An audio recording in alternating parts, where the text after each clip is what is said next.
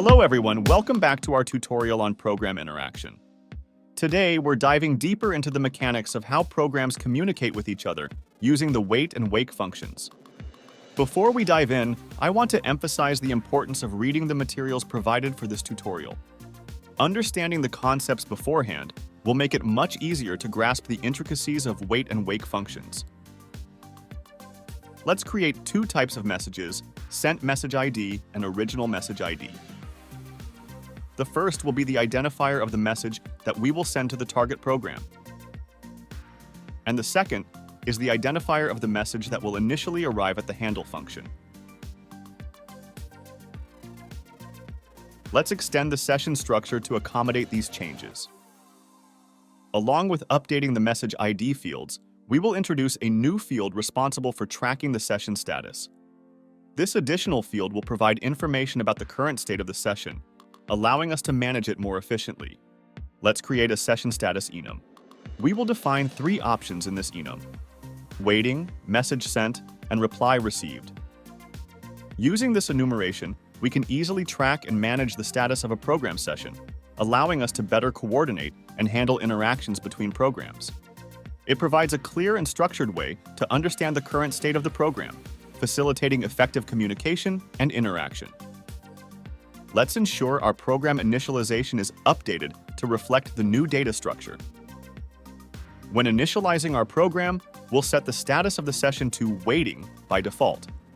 This means that initially, the program will be in a waiting mode, ready to send messages and receive replies. To handle the session status in the handle function, we'll use a match statement to compare the current status of the session. However, before we can do that, we need to ensure that our session status enum implements the partial EC trait, which allows us to compare enum variants for equality.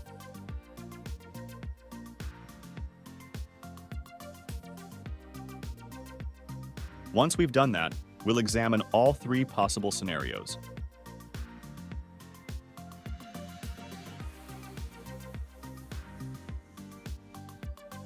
If the session status is waiting, it means that the program is ready to send a message to the target program.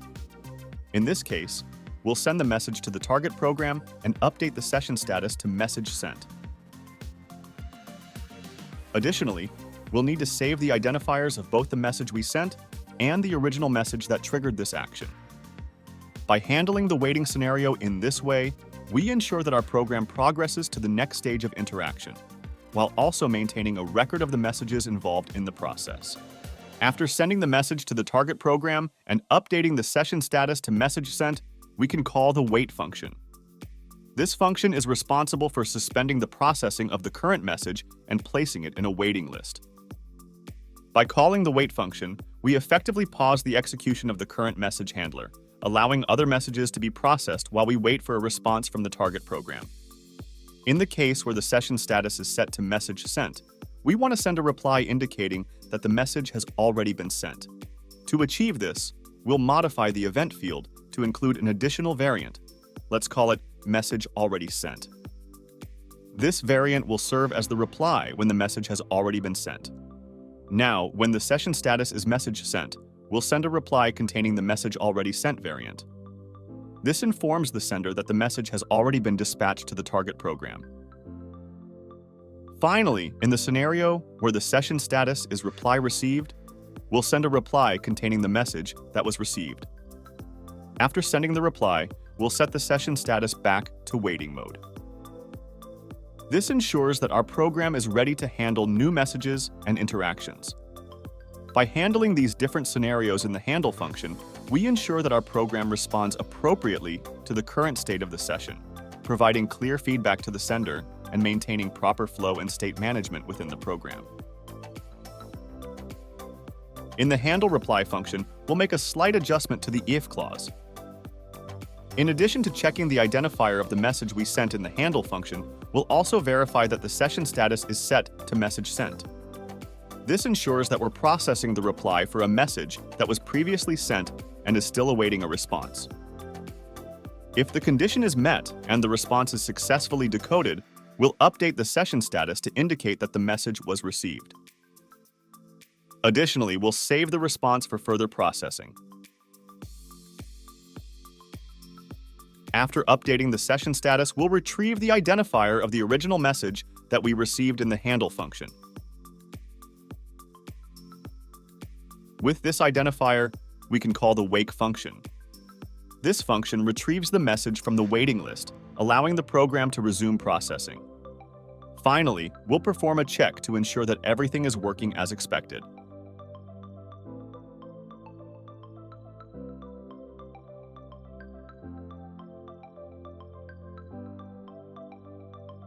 Let's import the debug module and add debug statements at key points in our code. Incorporating debug statements into our code can provide invaluable insights into its execution flow, especially in complex scenarios.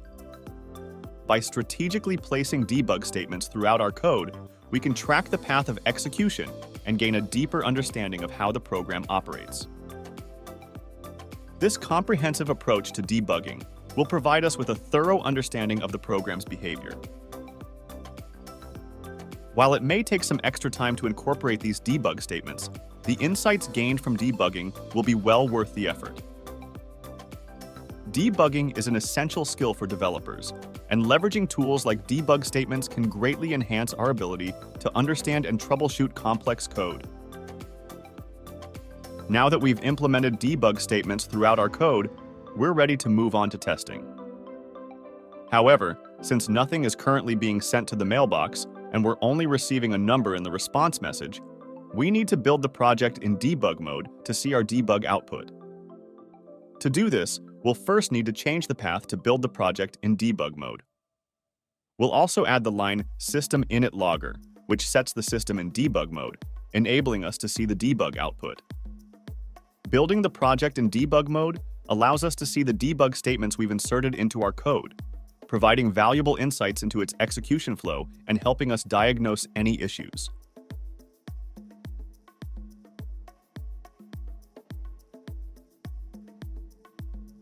The test was successful, and now let's evaluate our result. First, the message arrived in the handle function with the provided identifier, as expected. From there, it went to the waiting case where it was sent to its destination, followed by a call to the waiting function. Next, our message went to the handle reply function, where the wake function was called. This action signaled the program to resume processing the message from the beginning of the handle function. However, this time it was a bit different. The session status changed and we received a response. This successful testing not only confirms the functionality of our code, but also gives us confidence in its reliability and robustness. That's the end of the lesson. I hope I was able to elucidate the logic of wait and wake clearly for you. I encourage you to try implementing this code yourself and explore the logic firsthand to solidify your understanding of the material. See you soon!